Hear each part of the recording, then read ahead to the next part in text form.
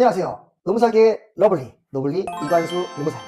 여러분들, 오늘은 실업급여 고용보험법 위반죄라는 주제로 이야기를 할 겁니다. 근데 주제를 되게 반어법을 쓴 거예요. 무슨 얘기냐면은 실업급여 부정수급이 있을 때는 반드시 고용보험법 위반죄만 해당되는 것이 아닙니다. 그래서 여러분들이 실업급여는 반드시 부정수급을 사전에 예방해야 되고 예방되는 교육을 실시를 해야 됩니다. 그런 부분들 제가 오늘 이야기를 하고 싶었어요. 실질적으로 부정수급 예방 교육을 저는 많이 하거든요. 세미나를 개최하고 또 한국사회보장과학회 이사로서 소명감을 갖고 하고 있습니다. 그래서 이번 영상에서는 그런 부분들 좀 다뤄볼까 합니다. 먼저 실업급여 부정수급을 예방하기 위해서는요. 첫 번째, 뭐가 도대체 부정수급인데에 대한 개념을 잘 이해하셔야 돼요. 어떤 것들이 부정수급이냐. 대표적인 사례들이 있습니다. 첫 번째, 위장 허위 취업으로 실업급여를 수급하는 사례입니다. 가장 많은 패턴을 보이고 있고요. 특히나 친인척, 부부 사이 아니면 지인들의 사업장에 명의를 올려놓은 다음에 실제 근로를 제공하지 않고 있다가 수급기간이 돼서 실업급여를 수급하는 경우죠. 그게 대표적인 사례로서 허위 위장 취업이라고 보시면 됩니다. 두 번째는 무엇이냐. 실업급여를 받으려면 어떻게 해야 됩니까? 비자발적 이직이라는 용어를 쓰는데요. 스스로 개인사직을 한다든지 본인이 그냥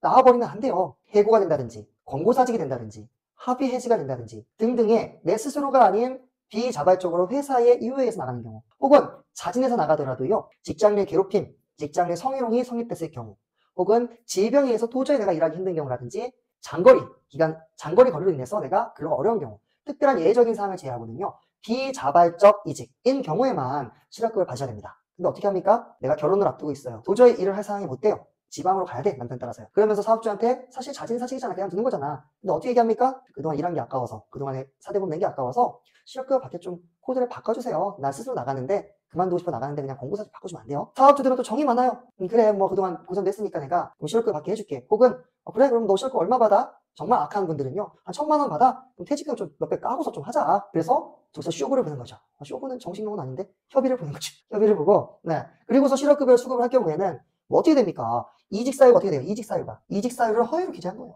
아무것도 아닌 것 같죠? 이러한 사례로 부정수급 적발이 되고 제보를 하고 조사를 해서 문제가 되는 사건들이 많습니다. 예컨대 또 이직사유에 대한 허위 기재를 예를 들면 또 정규직으로 뭐 채용이 됐어요. 그리고 또 더군다나 그 정규직 채용되면서 지원까지 받습니다. 사업주가 청년 뭐 추가 채용 고용 장려금이라든지 청년 뭐 디지털 일자리 지원금이라든지.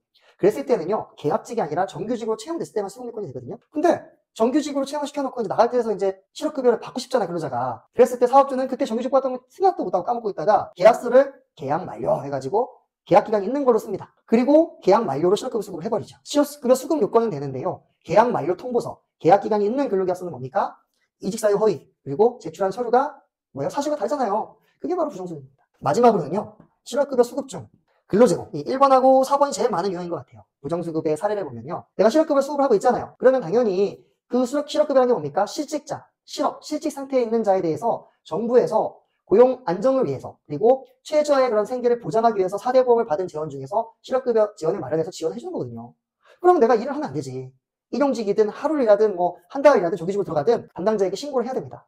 근데 어떻게 합니까? 실업급여는 받고 싶고 또 돈은 더 벌고 싶어. 내가 놀기에는 그래. 실업급여를 받으면서 내가 어떻게 해요? 일하는 거 취업 사실을 숨기고 다른 데서 일하죠? 이중으로 돈이 들어오겠죠.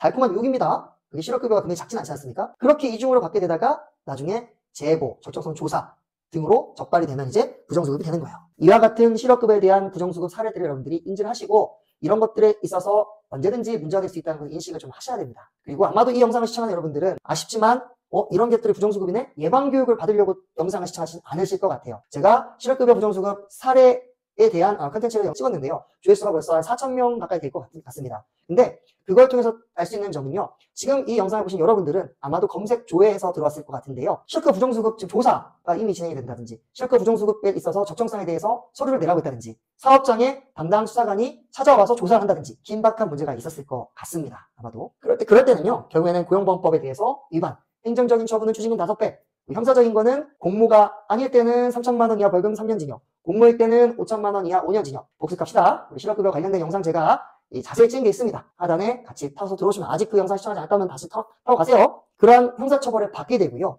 고용보험법 위반죄만 해당되지 않고요, 심한 경우 사기죄까지 또 같이 포함해서 그 사문서를 위조한다든지 사기의 요건이 줄 때는 경우에는 같이 검찰 송치 대상이 될 수 있습니다. 또 사업주 같은 경우도 동일하게 고용법법 위반죄로 형사처분 대상이 될 수 있고요. 공모까지는 아니지만 위임 방조했을 경우에도 방조죄가 적용돼가지고 사업주에 대한 형사처분, 검찰 송치 대상이 될 수 있다는 점 유의하시기 바라고요. 여러분들 이번 시간에 정확히 인지하셔야 됩니다. 부정수급이라고 하는 것은 어떠한 형태로든 간에 우리가 실업급여를 수급 중에는 근로정을 하시면 안 되고 실업급여 수급 요건에 대해서는 철저하게 서류와 내 실제 상황이 일치해야 된다라는 점 말씀드리면서 이번 강의 마치도록 하겠습니다. 구독, 좋아요 많이 하고 계시죠? 요새 좀 구독자 수가 아직 10,000명이 안 된 것 같습니다. 앞으로 더 공부할 테니까 구독, 좋아요 부탁드리고요. 주변에 이관수TV 많이 홍보 부탁드리겠습니다. 감사합니다.